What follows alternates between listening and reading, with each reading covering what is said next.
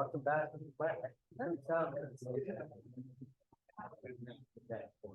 They're working?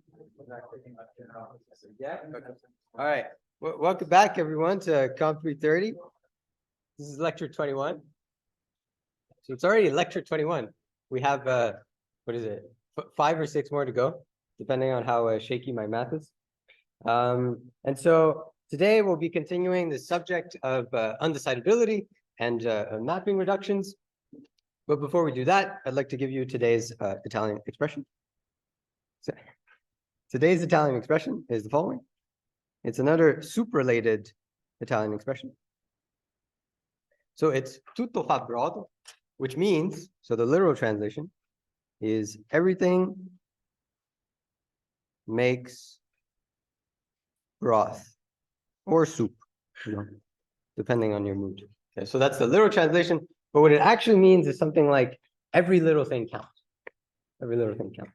I think there's a Beatles song like that. Anyways, so what's a sentence in which I use this expression, and it's more or less relevant to you. So this is my sentence. During office hours, Cesare does not give hints for free, as he strongly believes tutto fa brodo when it comes to studying theoretical computer science. So that's why sometimes when you come to office hours, I'm very annoying, and I force you to think, because I think I believe that thinking about even the smallest of things really helps you get a long way in this class. So that's why I get slightly mad when someone just shouts an answer during my office hours. Okay, so moving on to the actual material, because I don't have any serious announcements. So today we'll be continuing our topic of showing undecidability. Undecidability via reductions. So I guess I'll write 2 here. And then we'll also be starting this nice new topic related to undecidability, which is characterizing undecidability. So what does this mean at a high level? If a problem is undecidable, so it's impossible for you to create a decision procedure that decides it, you can characterize how impossible it is. So it turns out that there are some impossible problems which are more impossible than other problems. So I think that's quite interesting, and you'll see an example of that at the end of class.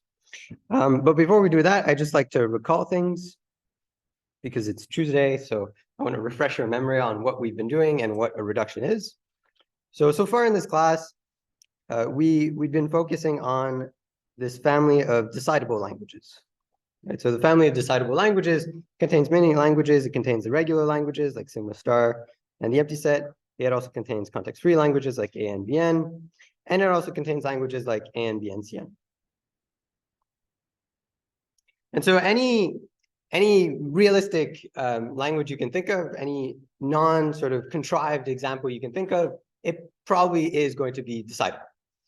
But we saw that if we start thinking about halting and non-halting configurations, then we start to get undecidable problems. And so that's why we first introduced, during lecture 19, the halting problem. So the halting problem was our first undecidable problem. So this is the one Prakash talked about. This was lecture 19. And so we started with this prototypical undecidable problem, this prototypical undecidable decision problem. And then we sort of increased our bank of undecidable problems by studying, during lecture 20, the acceptance problem, as well as the all problem. And so we showed that these 2 problems are undecidable, because otherwise, if they were decidable, we'd be able to solve the halting problem, which we showed was undecidable using only logic and sort of logical inconsistencies. Okay, and so today we'll be further increasing our bank of undecidable problems. So this is today. We'll be looking at the regularity decision problem, as well as the equality decision problem and the emptiness decision problem. Okay, so if you don't know what those are yet, I'm obviously going to explain them, so don't you worry. And so the way we're going to do that is we're going to do that through this technique known as reductions. Right? So a quick reminder of what we've been doing with reductions. So in reductions, we have, say, a pair of decision problems, right? So we have a pair of decision problems, P and Q. And we want to reduce P to Q, right? So we want to reduce P to Q in a sort of mapping reduction style. Okay. And so what this means is we're trying to show that solving P is sufficient for, solving Q is sufficient for solving P. So if I can solve Q, I can also solve P. And what was the connection with undecidability? Well, this allows you to show undecidability. So the connection with showing undecidability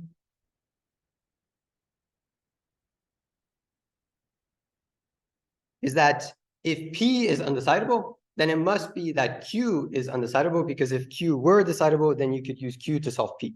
But that's impossible because P is undecidable. And so if P is undecidable, and we have that P mapping reduces to Q, then we have that Q is also undecidable. And that's what we've been doing so far, right? So if we go back here, what we did during lecture 20 is we did the halting problem, mapping reduces to the acceptance problem, and then we did the acceptance problem, mapping reduces to the all problem. Okay. So at a high level, that's what reductions were. They were a technique to show that solving, say, Q is sufficient for solving P, or in other words, Q is at least as difficult as P.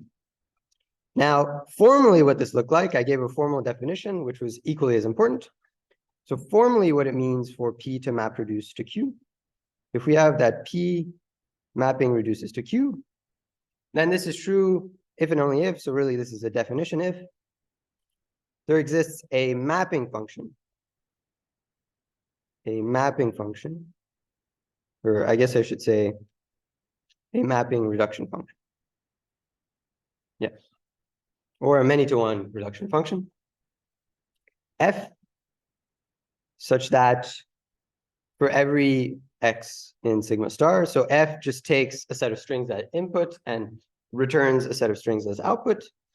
And what it should do as restriction on F is that any X in sigma star, any X in the domain of F, if X is in the language corresponding to the problem P, then F of X should be in the language corresponding to Q, and vice versa. And so this was a formalization of mapping reductions. And the idea behind this restriction, if I can get my pointer, yes. So the idea behind this restriction was that it allows you to say, well, if I have a yes instance of P, then I have a yes instance of Q in my instance modification. And so I can solve P with Q by simply converting P to Q and then solving it with my Q solver. Okay.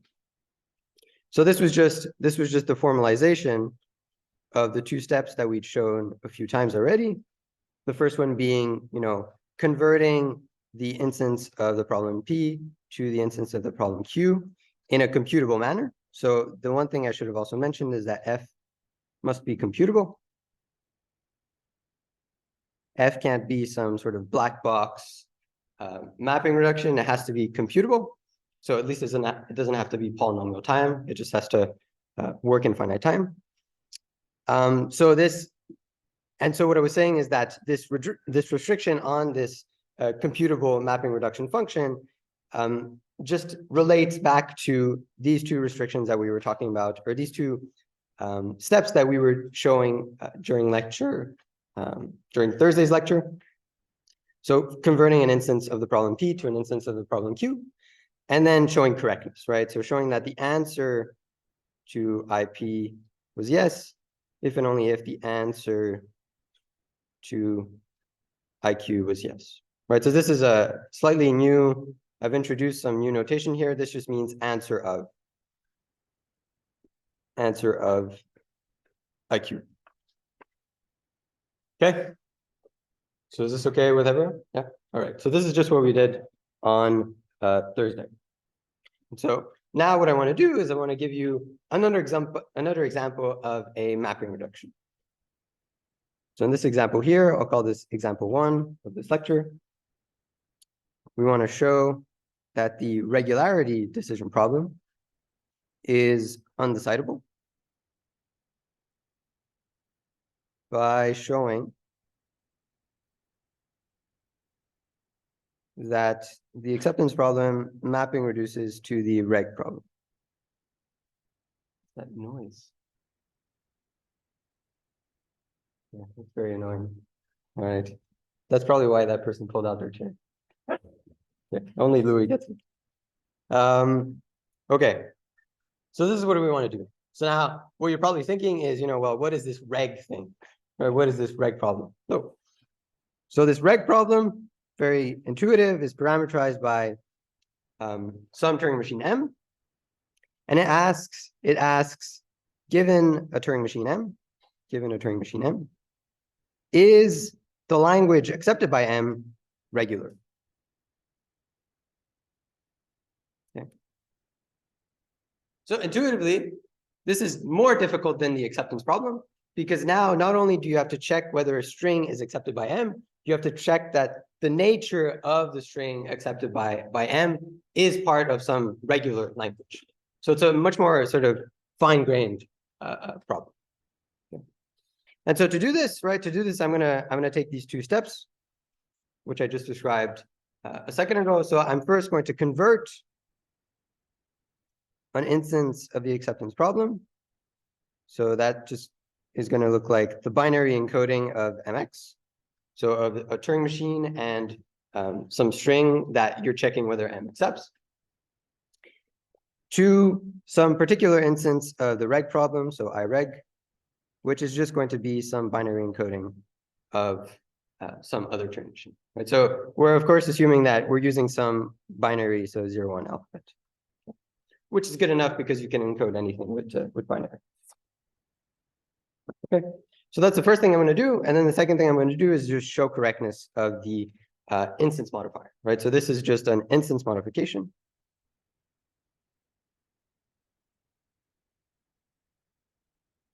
And now step 2 is just showing the correctness of the instance modification, excuse me. And so what that looks like is you're just going to show that the answer to the instance of AP is yes, if and only if the answer to the instance of reg is yes. Okay. So this is sufficient to show that AP mapping reduces to reg. Okay. So before I do the actual mapping reduction, I'd like to just illustrate to you why we're exactly doing this. So I'm going to show you this diagram, which I drew a few times already on Thursday. So what this diagram looks like is it's just going to give you pictorial representations of step 1 and 2. So what happens is that I take some instance of the AP problem, and I feed that into my instance modifier. So this instance modifier I create in step 1. So the instance modifier takes an input, and the input is of type an instance of the AP problem, and it outputs as type an instance of the reg problem. Okay. And so then once you have that, you feed the instance of the reg problem to the reg solver, right? Because you're trying to show that solving reg is sufficient for solving AP. So you have the reg solver. And if the reg solver tells you yes, then that means that you can say, okay, well, that means that the answer to the AP problem was also yes. If instead the reg solver tells you no, then because of step 2, right, the answer to the instance of the AP problem was also no.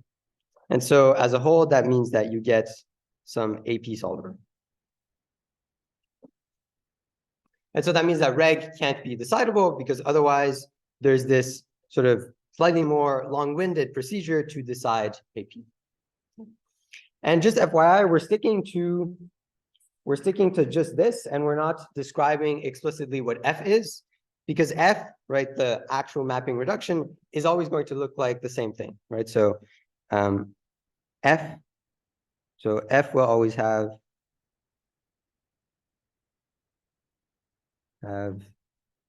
the following form.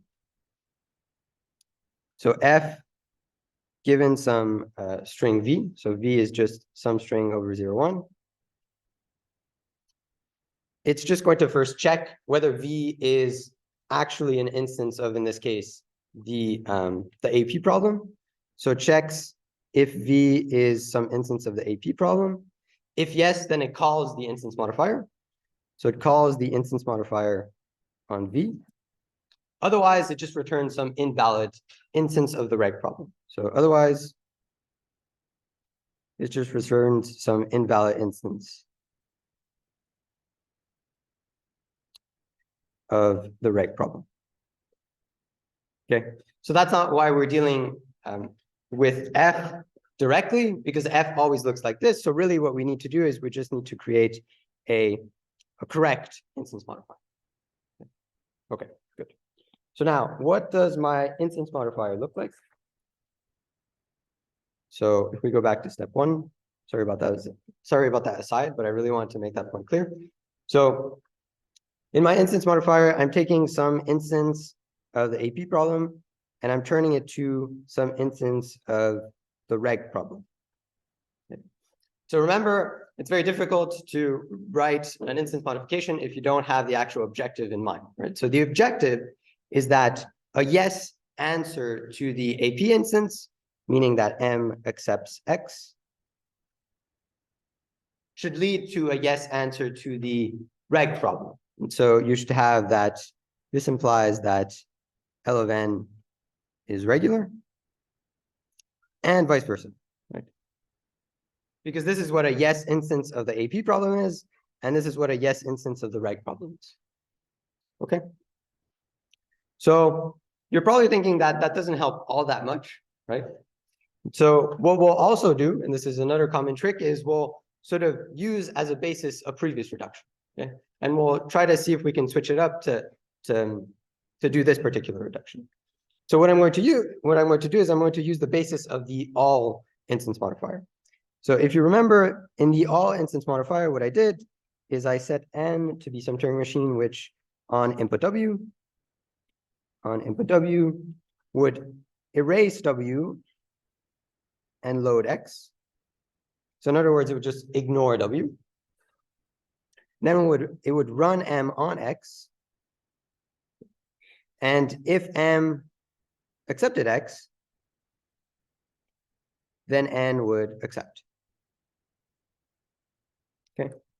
So let's just study what this instance modification does.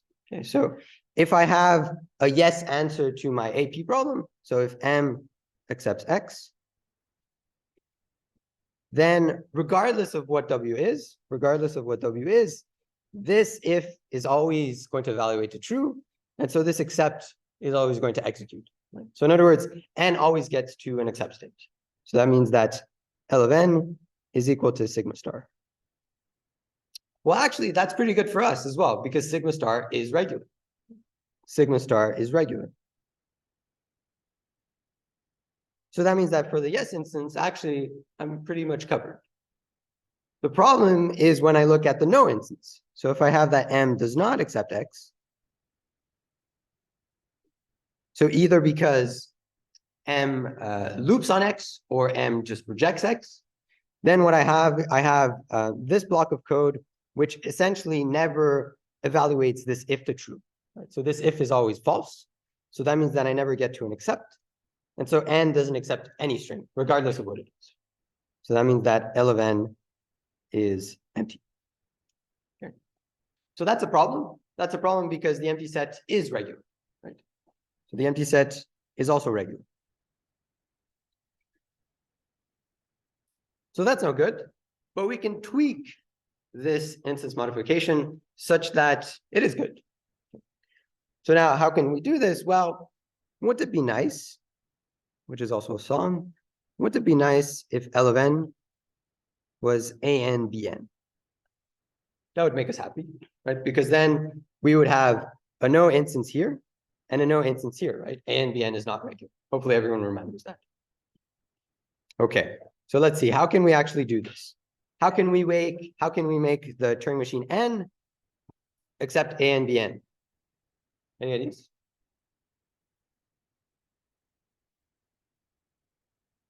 No ideas? Yes. every time we have a string, right? Uh-huh. And say, what was the form of A and B, right? Yeah. And then with this string, if you pick apart A, if you and then every time you read an A, right, say you print an A, move one file over. Right? Yeah, you're just describing how to accept A and Bn. Yeah. Right. Okay. And then when you read these, like go, Hmm. have so many A's, when you read these, go back. And Mhm. then when you get to the final E, Hmm. you move to the left, Hmm. and there's Mhm. A. Good. Yeah. Yeah, good. So that's very good. So you're describing how to accept A and Bn. So, but I think what you're saying is, well, there should be some line here. So some line here which corresponds to an A and Bn checker, right? And I agree. So I agree. If we add a line here, which looks something like if W has the form A and Bn. So this is legal because, you know, as Marcello was describing, the checker for A and Bn is pretty similar to the checker of A and Bn Cn. It's just that it's easier, right? You don't have to check the C's, right? So this if is totally doable, right? I can check if W is A and Bn.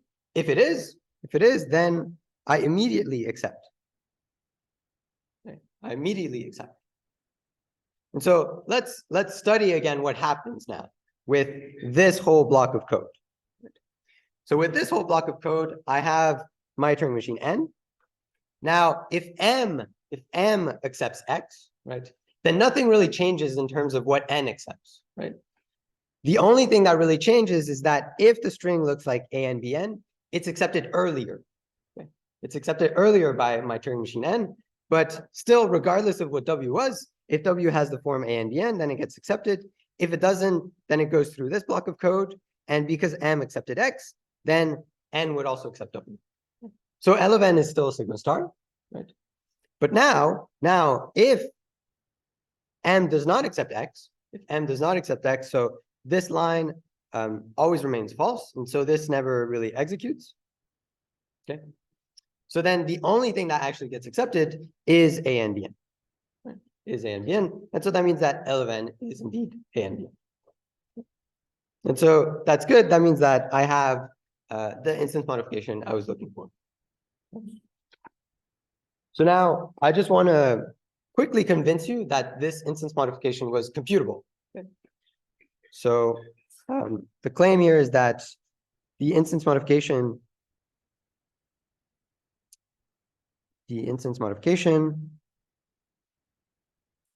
of mx to n was computable. Now remember, it's extremely subtle what this means for it to be computable. It's extremely subtle, right? Because what it means for this to be computable is it means there's a Turing machine which can take the source code of M and X, right? The binary encoding of M and X, modify the lines of code, and then create some lines of code which correspond to N, right?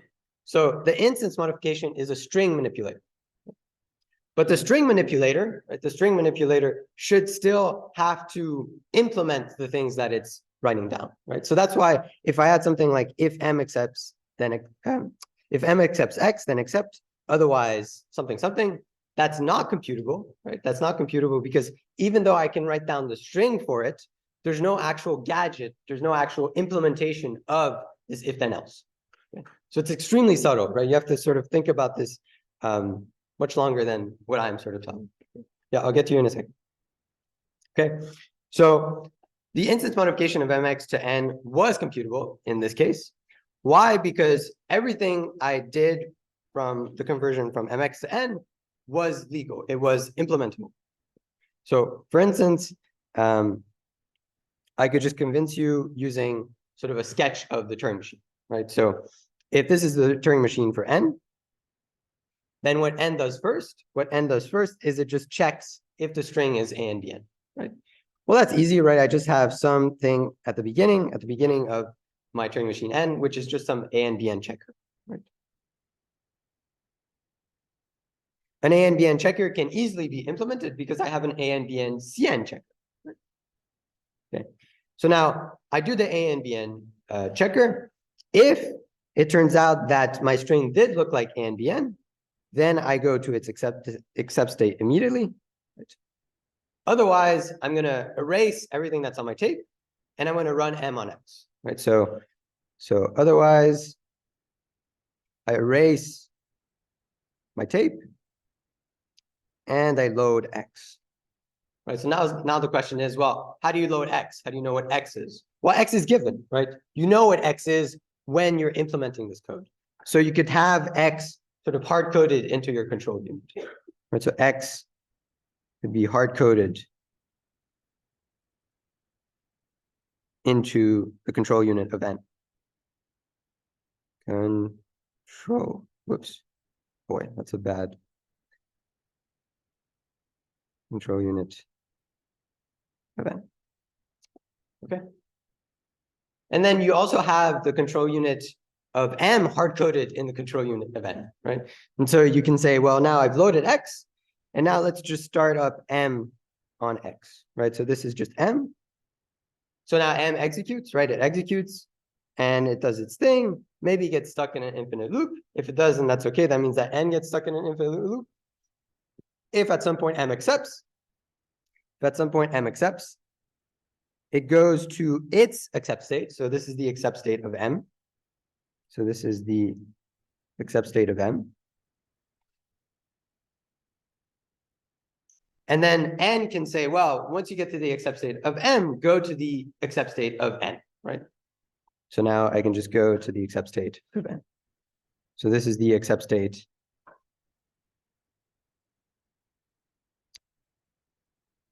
of N, right? So everything I did was completely legal. Everything is implementable.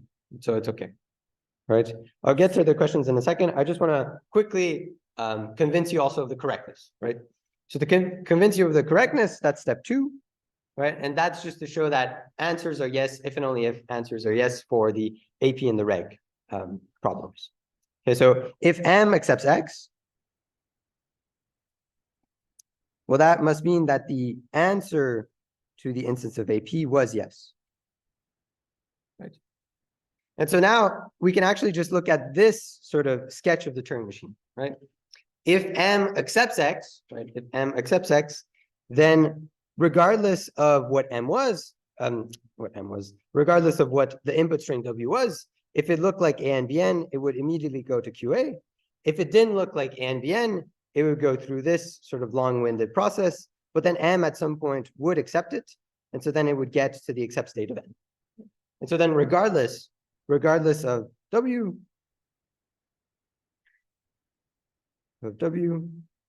N accepts.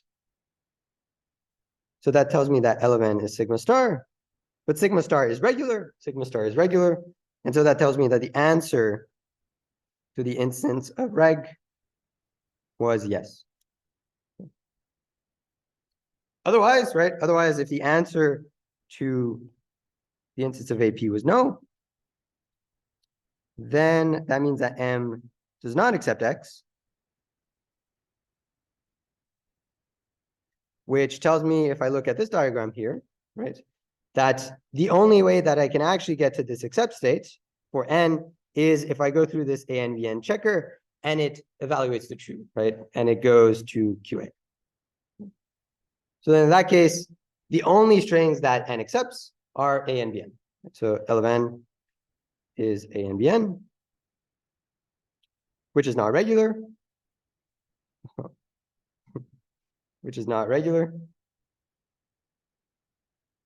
And so therefore we have that the answer to the IREG is no.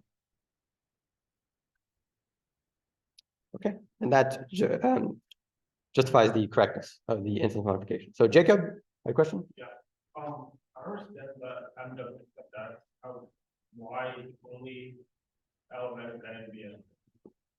Right. So the question is, why, if M does not accept X, is L of N A and Bn?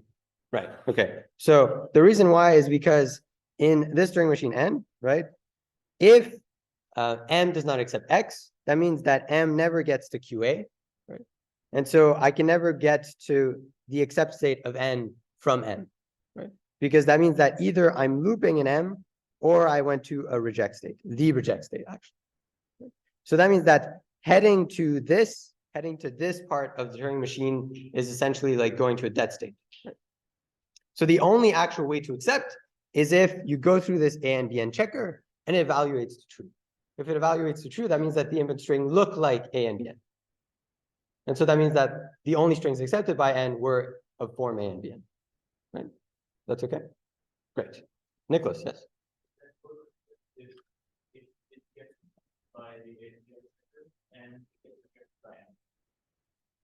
That's right. Then that string doesn't get accepted by N, right?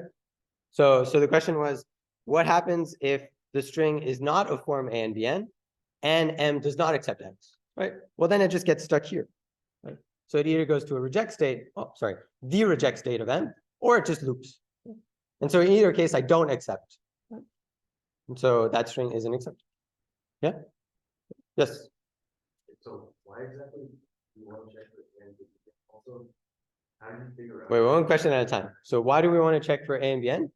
So because that's really the what's required in this reduction, right? Because checking for A and Bn allows us to get a no instance for the instance of the reg problem. Because the reg problem is asking, I'm given some Turing machine N, does it accept a regular language? So in this case, L of N is A and Bn, so that's not regular, and so I have a no instance. Right? So the only reason I'm doing this is because I need a yes to yes and a no to no correspondence. Yeah? So do you use the any Yeah, absolutely. Yes, that's a good. Yeah, that's a good point. So the question is, could you have used any non-regular language? Absolutely. You could have checked. Very good. You could have said, WWR. That would have been just as good. Yeah. Excellent. Yeah. Yeah.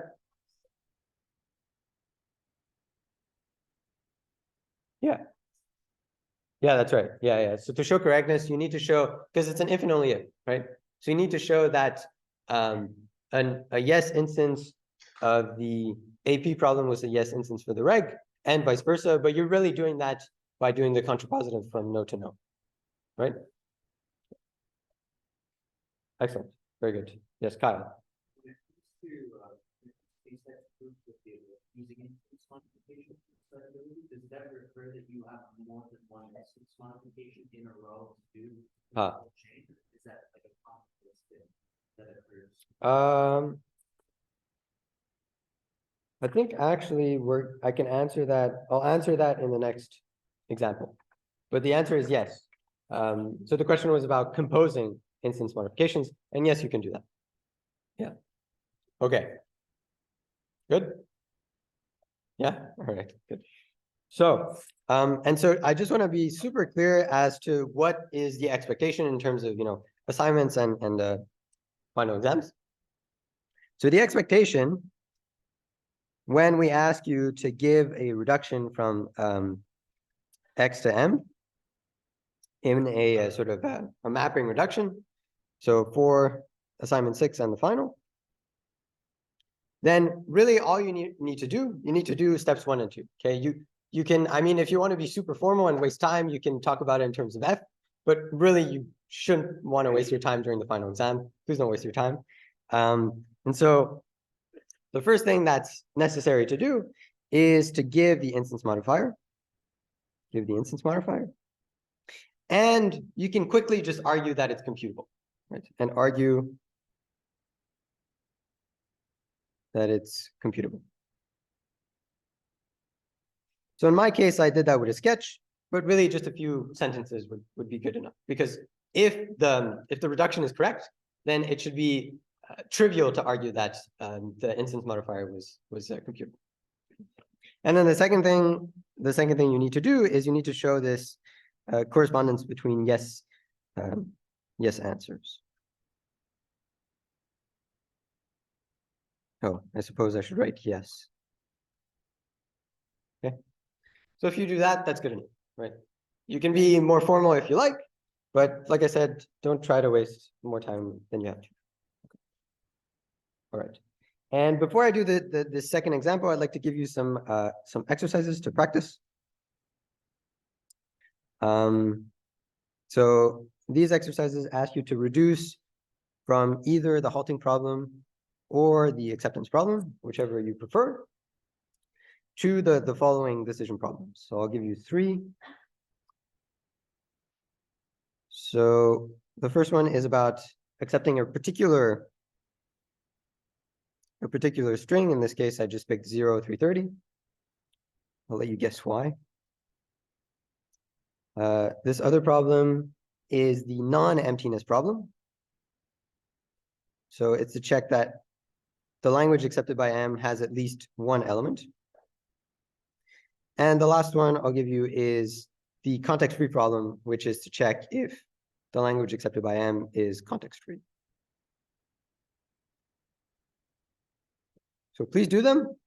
I don't give you exercises for nothing. I give them to you because I think they'll be helpful for studying. Okay, so let's do this second example. So in this second example, I'm asked to show that some decision problem is undecidable, but I'm not told how. So I just want to show that the following decision problem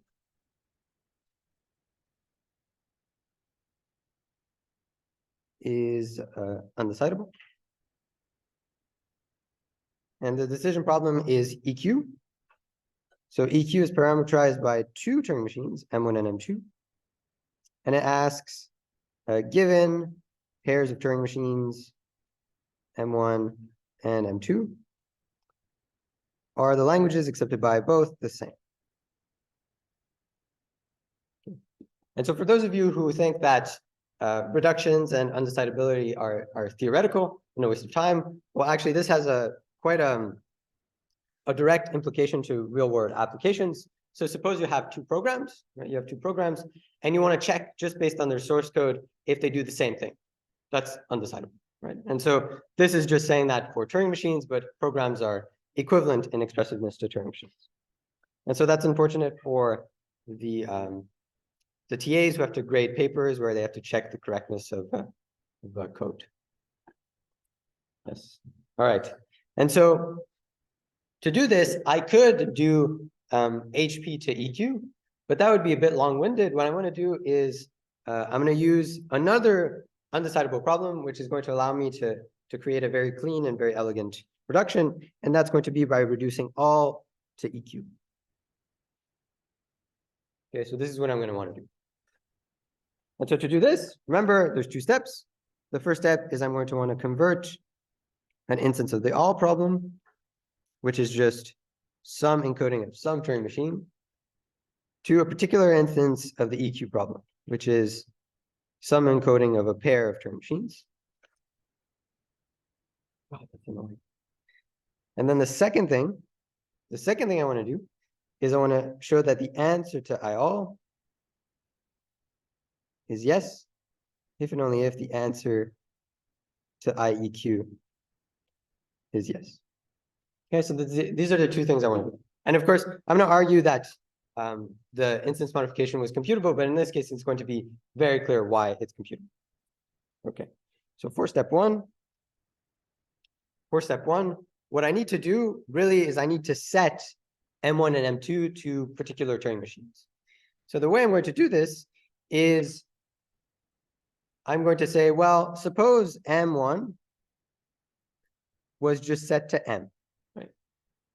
So if the answer to the all problem is yes, that means that the language accepted by M is the same as the language accepted by M1 is sigma star, right? Okay. So then if I want a yes instance for the EQ problem, then I should make a Turing machine M2, which just accepts anything. Well, which accepts everything. So M2 is going to be on input W, the Turing machine that just accepts. Right, so clearly L of M2 is always sigma star, regardless of what M is. But now this is exactly what I wanted. This is exactly what I wanted, because now if, for instance, the answer of I sub all is yes, then that implies that L of M is sigma star. But now I've set M1 to be exactly what M is. And so that means that L of M1 is equal to L of M is equal to sigma star. And what is L of M2? Well, L of M2 is just the language accepted by M2, but M2 accepts everything. So L of M2 is sigma star. So, you know, last time I checked, these two sigma stars were the same. So that means that L of M1 is equal to L of M2. And so that means that I have a yes answer for the I EQ problem, the instance of the EQ problem. Okay, great. Now let's check for the answer being no. So if the answer is no, then L of M is not equal to sigma star, right? Maybe it's equal to sigma star and not the empty string, right? So sigma plus, let's say. But in any case, L of M is just not equal to sigma star, right? So it's not equal to sigma star. Okay. But because I set M1 to M, L of M1 is still equal to L of M, right? So L of M1 is still equal to L of M, which is, in this case, not equal to sigma star. And M2 is independent of what M is, right? So M2 is always going to accept everything. So L of M2 is sigma star. Right, well, now we have that L of M2 is sigma star and L of M1 is not sigma star. So then, of course, the languages accepted by M1 and M2 are different. So that means that L of M1 is different from L of M2. And so then we have a no answer.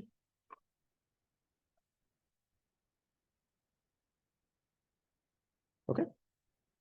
And so then just to refresh your memory as to what this means, that means that if I have some instance of the all problem, I feed this into the instance modifier. So now the instance modifier is essentially just doing this, right? It's copying the code of M to M1 and writing some code for M2 where you just accept, right?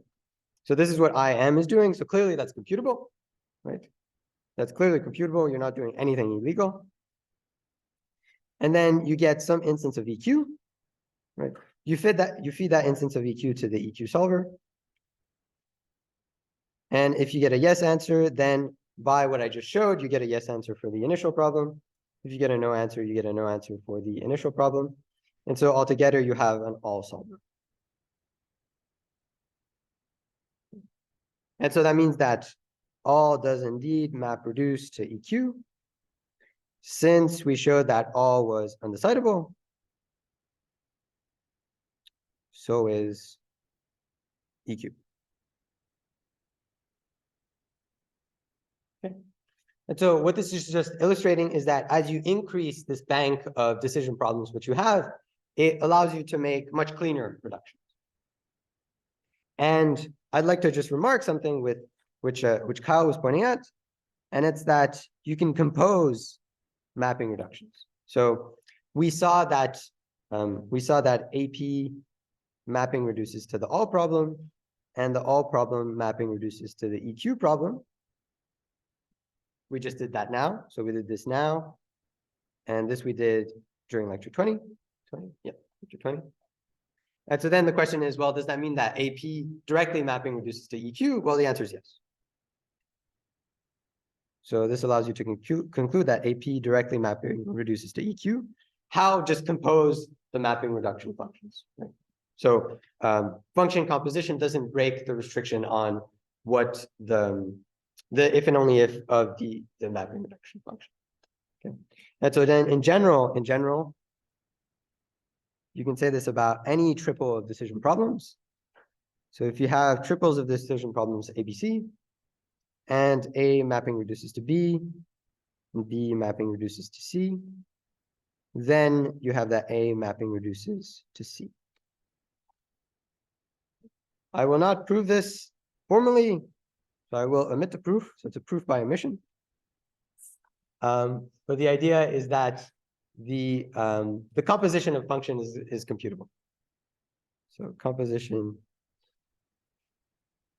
of computable mapping reductions is a computable mapping reduction. Composition of computable mapping reductions is a computable mapping reduction. So I'll let you have fun and prove that yourself. Okay. Any questions about this or the S?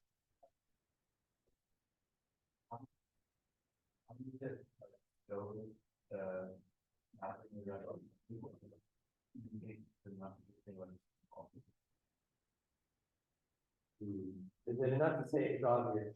It's computable. I mean, in this case, it is, right, but. I would still argue it if you sentences like, oh, we can clearly copy over the source code. Right, because you have a Turing machine which just copies source code, right? And then you have a Turing machine which just writes out the code of the Turing machine which is set. So I think we should write that and not the copy. Okay. Great. Well, I was heard of that. Please don't write it's obvious in the also when you write down your solutions in the final exams, please don't try to like contradict the question or say like this question is not good, because then I don't get very happy. So please don't do that. Okay. Any questions? Has someone done that? Maybe. Maybe. Yes, Owen. Yeah. Yeah.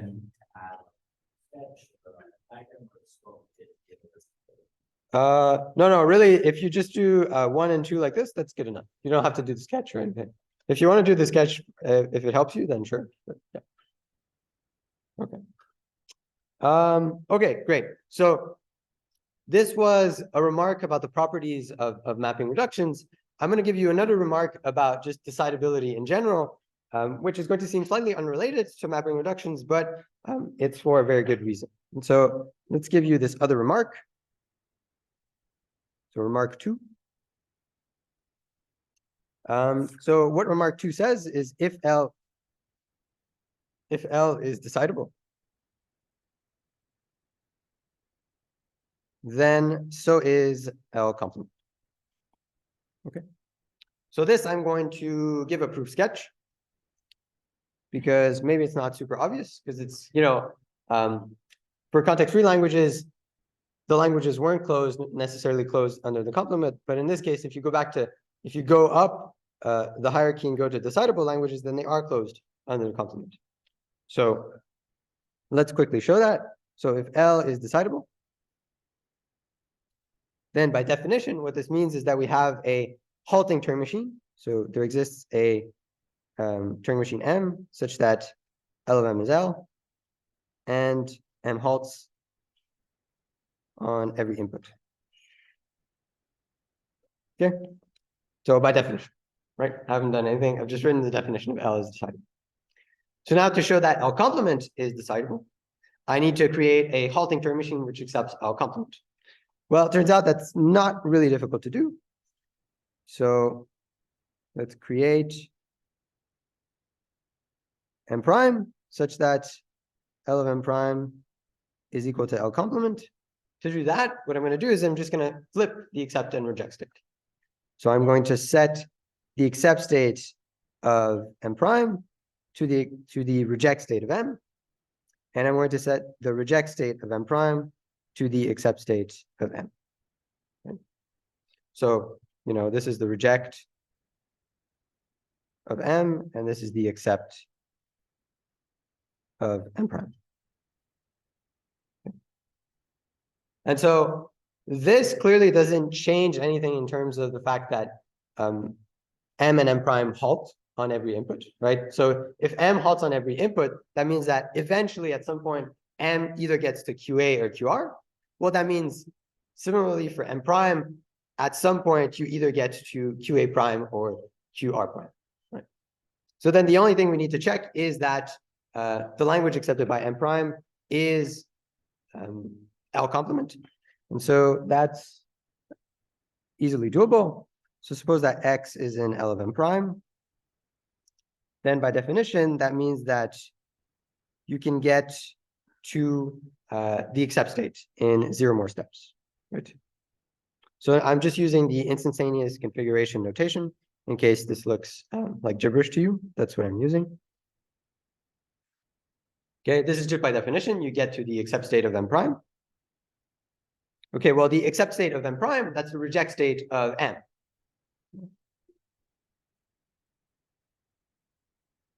So that's the reject state of M.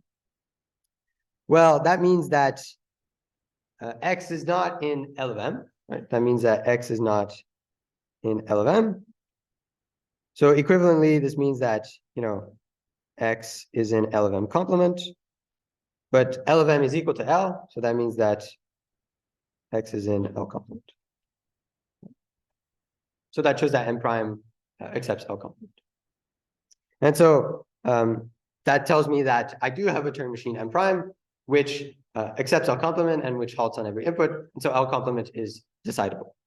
Now, I told you that this remark, kind of seemed like it was an aside from the reductions we've been doing. Well, it's not, because it has an important implication, which is if L is undecidable, then so is L complement. Because otherwise, if L complement was decidable, you would complement it again, and then L complement, that's just L, and that would be decidable. And so why is this useful? This is extremely useful, because in some cases, for pairs of problems which are encoded as, which just correspond to some languages, it is impossible, but this is a different type of impossible, to create a mapping reduction function f, which is computable such that L1 mapping reduces to L2. But it is possible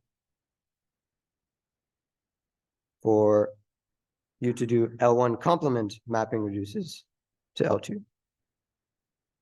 And so then if you want to show that L1 is undecidable using, if you want to show that L2 is undecidable using L1, maybe this is impossible to do. Maybe this is impossible to do, but it's possible for you to use the complement of L1. And so now you're probably asking, well, how do you know whether it's possible or impossible? We'll get to that on Thursday, but the sneak peek is just that it has to do with whether a language is computably enumerable or not. That's just really what it has to do with. Okay. But we'll get to the theory of why this is true on Thursday. But before we do that, I'd like to give you an example. So I'd like to give you another example where I kind of illustrate this. Right. So in this example, I want to show that the emptiness decision problem is undecidable.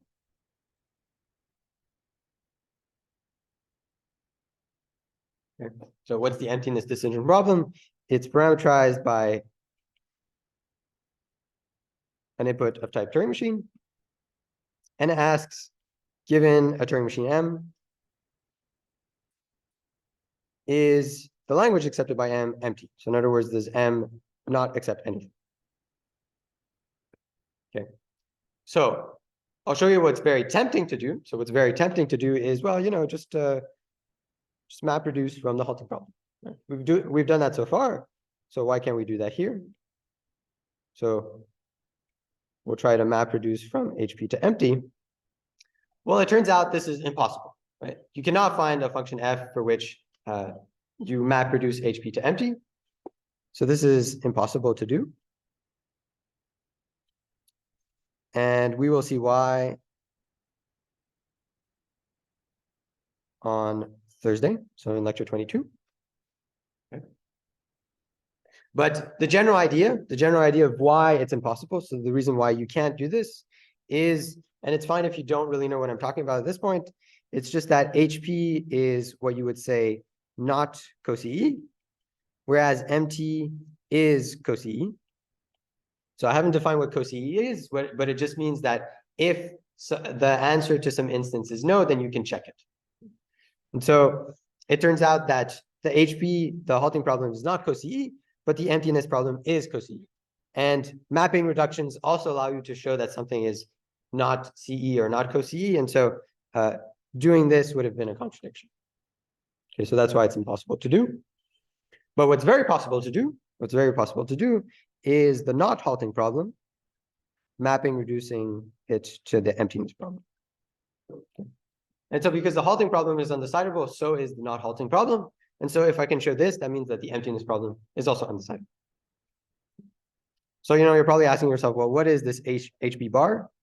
So I denote HP bar to be HP bar to denote like the complement of the decision problem. So, what's the complement of the decision problem?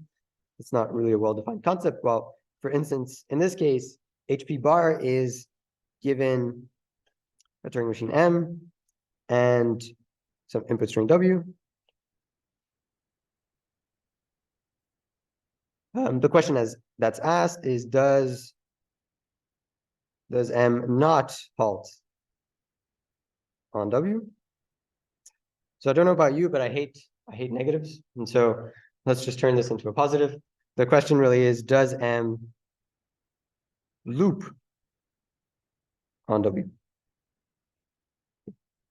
So we don't have to deal with double negations when we do the reduction, because those are annoying. Okay. And so what I want to do is I want to show that the non-halting problem mapping reduces to the emptiness problem. And so to do that, again, I'm going to use 2 steps. The first step is I want to convert an instance of the non-halting problem, which is just a pair of Turing machines and an input string encoded in binary. And I want to convert it to an instance of the emptiness problem, which in this case is just the encoding of some Turing machine. Okay, and so remember what I want to show. So remember, when you do a reduction, the idea is to think about what you actually want to show. And in this case, it's that M loops on X if and only if L of N is empty.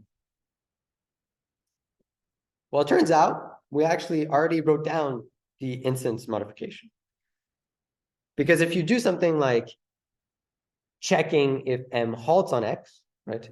And the answer is that M loops on X, well, that means that if will never execute, and so you don't accept any strings. And so let's just write this down.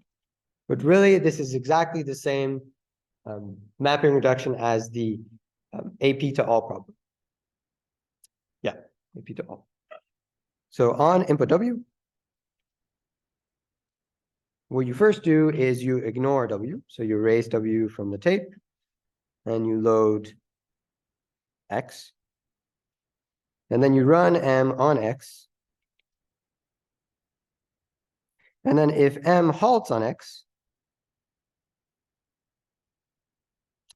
then N accepts. Okay. So this is actually exactly the same thing. Well, I suppose in AP to all, I wrote M accepts on X. In this case, I wrote halts. So it's slightly different. But it turns out this is sufficient, because, for instance, if you have a yes instance to the non-halting problem, then that means that M loops on X. Right? So that means that M never halts on X. So if M never halts on X, well, this is never going to evaluate to true. Right?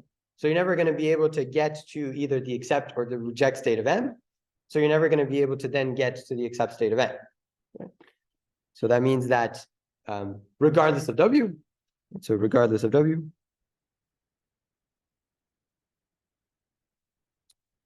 and well, no. See, I was going to write reject. That would have been wrong. What's correct is N does not accept. Right? Remember, it does not accept is different from rejecting in Turing machines. And so that means that L of N is empty. Right? And so I have a yes instance to the not halting problem, and so I have a yes instance to the emptiness problem. I do have that my Turing machine accepts the empty set. Right? Now, what happens if M does not loop on X? Well, if M does not loop on X, that means that it halts on X, right? So M halts on X. So if M halts on X, then that means that this if statement always evaluates to true. And so then this N will always accept. And so regardless of the W,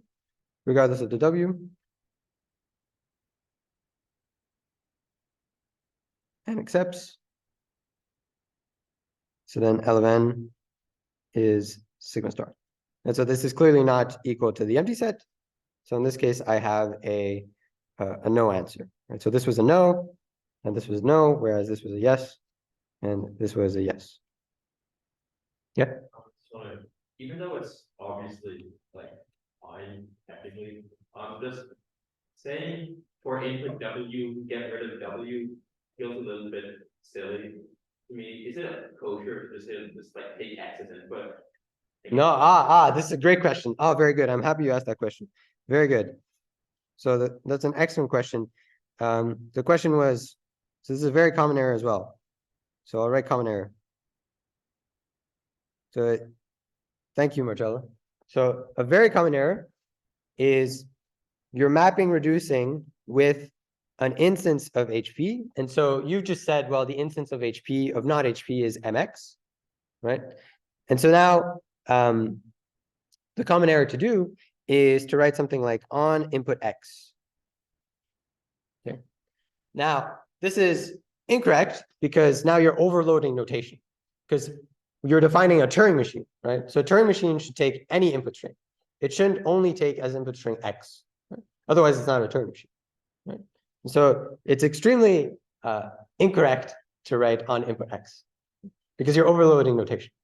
So you're overloading notation, which is something that I did on Tuesday when I was talking to Prakash and he got really mad at me. So that's why I'm getting mad at you. So you're overloading notation and you've created a Turing machine, which is not really a Turing machine. It only accepts, it can only take as input X, right? So you need to create an arbitrary, well, a Turing machine which accepts any input.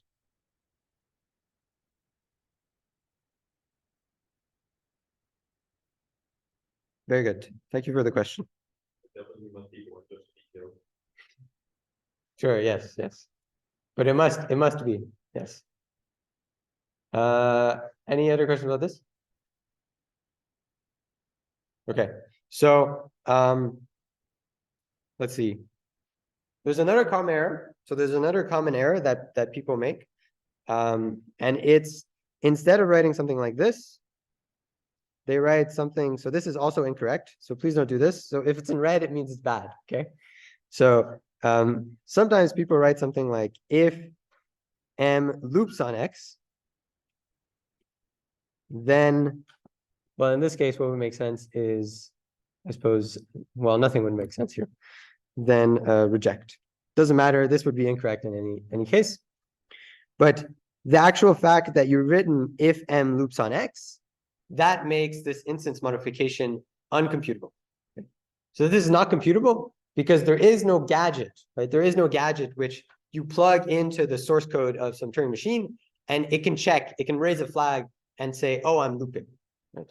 Because if you could do that, then you could just run the modified Turing machine on X with this additional like looping flag. And you could decide, you could at some point determine whether or not it halts on X.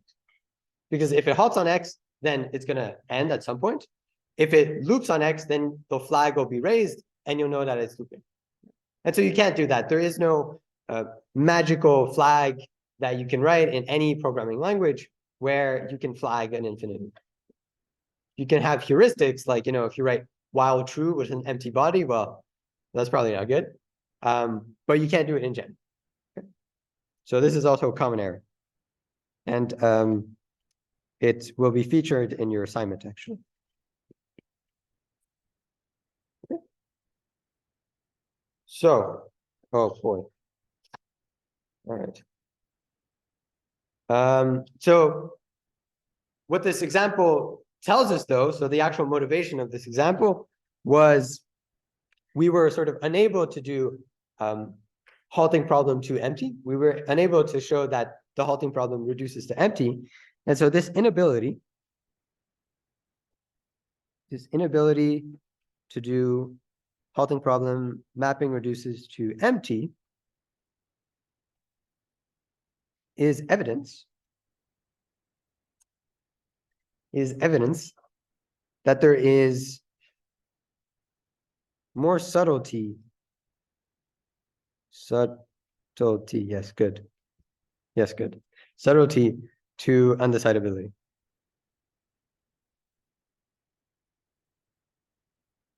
Okay. So in fact, there's a hierarchy of impossibility. So there are impossible problems which are more impossible than other problems, which I think is fascinating. Isn't that interesting? I think it's interesting. Okay, and so that's what we're going to study now. We're going to study a characterization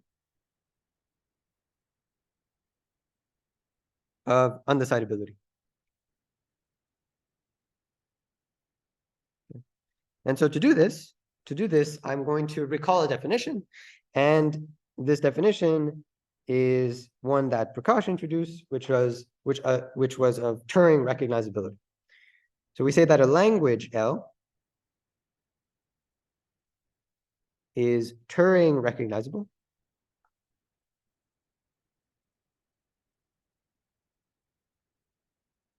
if there exists a Turing machine M such that L of M is equal to L.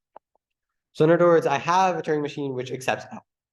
But the reason why this is different from decidability is that there's no guarantee. There is no guarantee that M halts if X is not in L. Okay, so it could halt or it could loop forever. This is why it's recognizable and not decidable, because if something is decidable, you have to have a Turing machine which makes a decision at some point, right? It can't just say, oh well, let me think about it for forever. And so clearly, hopefully this is clear. The family of decidable languages, so L sub dec, is a subset of the family of Turing recognizable languages. Right? So hopefully that's clear, right? Because I mean, for a decidable language, you do know that it halts on every input string. And so it does satisfy this definition as well. But it turns out that this isn't a regular subset, it's a proper subset. So in fact, the family of decidable languages is a proper subset of the family of Turing recognizable languages. So this is a proper subset, in case you're rusty on your set theory notation. Okay. So then, well, what's an example of a language which is not decidable but Turing recognizable? So what's an example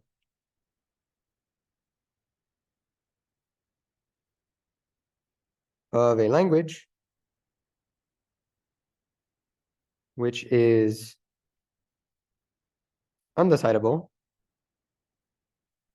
but is Turing recognizable? Or, oh, I guess this should have a question mark. Or some others would say computably enumerable.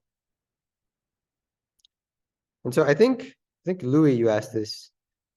You asked this to Prakash, and you were like, when do we use Turing recognizable or computably enumerable? And he said something like, oh, it's a synonym. I disagree. They're not necessarily synonyms. Oh, he said something more. Oh, yeah. That's not really what. No. So I'm disagreeing with Prakash. So Turing recognizability really has to do with Turing machines. Computably enumerable has to do with enumerators. And so we'll look at enumerators after we do this example. So they're synonyms in the sense that they actually talk about the same family of languages, but it's slightly more fine-grained than that.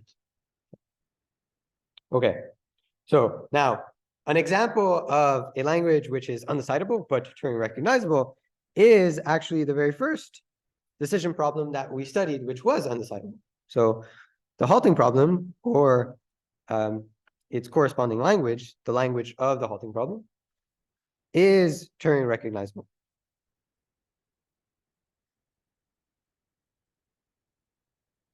And the intuition you have to sort of develop for checking whether something is Turing recognizable or not is if you have a yes instance of the problem, then you can check that you have a yes instance.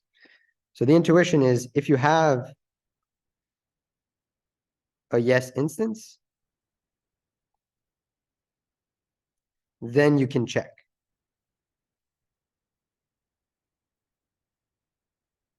Okay. Then you can check that you do have an instance. Because that's exactly what it means. That's exactly what it means for for some Turing machine N to accept L sub HP, right? Because remember, L sub HP contains all of the yes instances encoded as strings, right? And so if you can accept all and only all of the yes instances of HP, that means that you can check those yes instances.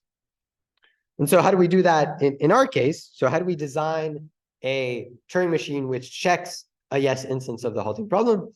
Well, here's a simple idea. Just take the Turing machine and run it on X and just wait, right? So if the answer is yes, that means that M does halt on X. And so at some point, you will be able to conclude that it did halt on X, right? So in this case, we can design a Turing machine N such that L of N is L sub HP as follows.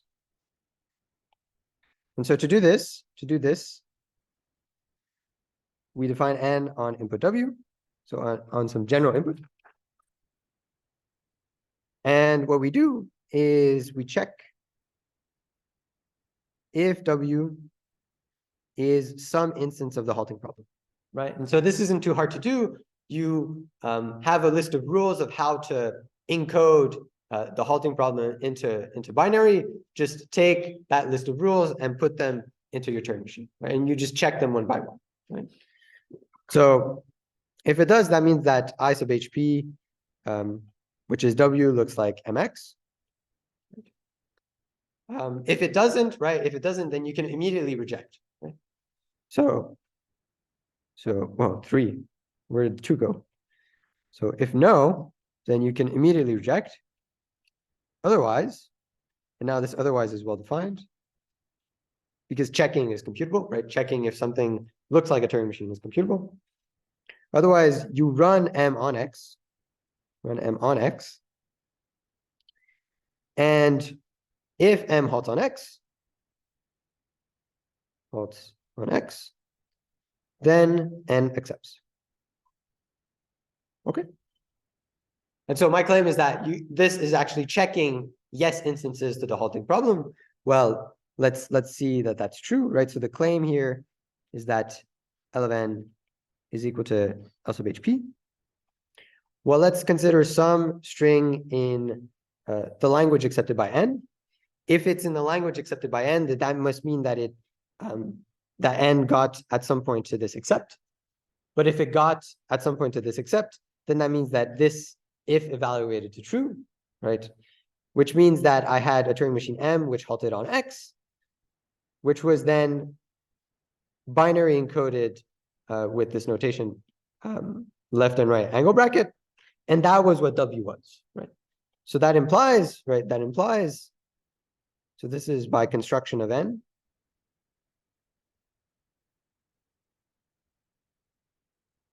That implies that W is some binary encoding of a Turing machine M and input string M, X. So M is a Turing machine. X is an input string. And what else do I need? I need that M halts on X. Right, by construction, because that's what it means for N to execute this line. Right. Okay. Well, that means by definition that W, so that means by definition that W is in L sub HP. Because L sub HP contains yes instances. Okay. Good. Questions about this? No? Yeah? No? That's half a hand. Not a hand. A hand. Oh, okay, Owen. What if N doesn't halt? Ah, very good. So what if M doesn't halt on X? Well, that means that it was a no instance. Right? And so that's fine, right? Because the only thing you care about is about checking yes instances. So if M does not halt on X, then MX would never be in L sub HP, because L sub HP only contains the strings encoding Turing machines and input strings that do halt.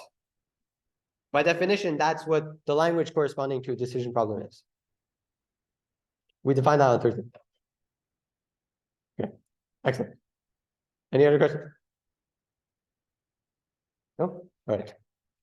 So to conclude, to conclude today's lecture, let me ask the question that everyone's thinking about right now is, what's the point? Why am I here? So the point is that you can further characterize undecidable problems. Okay? So we can further characterize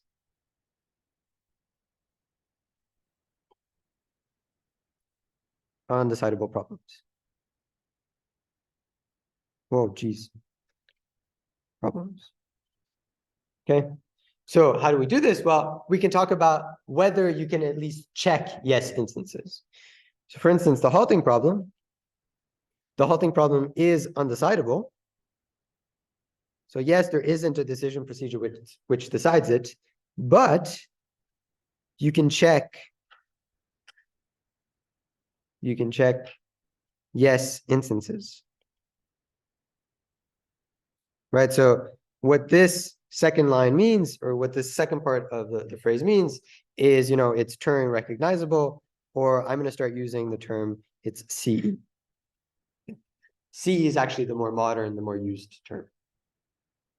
There used to be an outdated term known as a recursively enumerable, but no one really uses that anymore.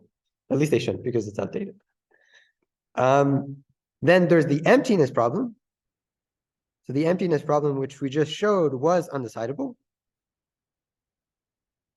It's undecidable, but we'll see this on Thursday. You can check no instances. No instances. And so what this means is that it's co-Turing recognizable, or also co-CE. So they're impossible, but at least you can check, if you do have a yes instance, that it's a yes instance. Now there are more impossible problems. So there are impossible problems which are even more impossible. So the EQ problem, right, checking whether a Turing machine accepts the same language as another Turing machine, is undecidable. But you can neither check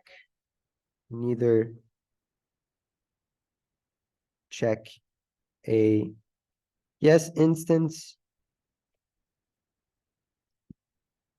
nor a no instance. And so what you would say is that not only is it undecidable, it's neither CE nor co-CE. Okay. So I lied. I'm not going to conclude on that because I have 2 minutes. So that's more than enough to do something.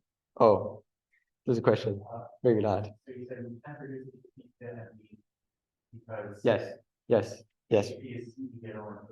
When you go the other way. Can we reduce MT to HP?